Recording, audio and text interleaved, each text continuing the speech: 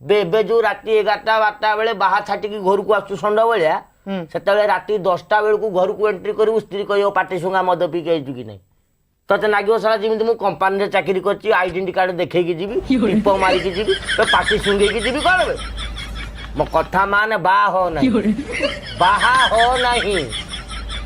ବାହାଘର ଆଗରୁ ସମସ୍ତେ ବୁଝେଇବେ ତତେ ତ ସାଙ୍ଗମାନେ କହୁଥିବେ ବାହା ହେଇଯା ଜୀବନରେ ସୁଧାର ପଳେଇ ଆସିବ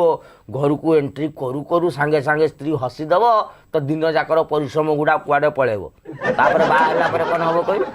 6 ମାସ ଖଣ୍ଡେ ଯାଇଥିବନି ଘର କବାଟ ଖୋଲିବୁ ସ୍ତ୍ରୀ ଆସିକି କହିବ ଏଇ ସେ ଝିଅର ମାଗି ସରିଯାଇଛି ଆଣିଛ ପୁଅର ବହି କାହିଁ ୟାର ଖାତା ଚିରି ଯାଇଛି ତାର ସେତେବେଳକୁ ତତେ ନାଗିବ ଯେ ଏଗୁଡା ତାର ହସନା ବିଷୟ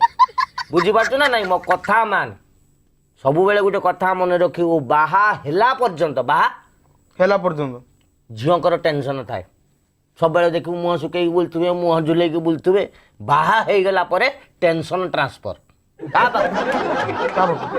ସ୍ୱାମୀ ପାଖକୁ ମୂର୍ଖ ବାହାଘର ବେଳେ ଝିଅ ଗୁଡା କାନ୍ଦନ୍ତି କାହିଁକି ଜାଣିଛୁ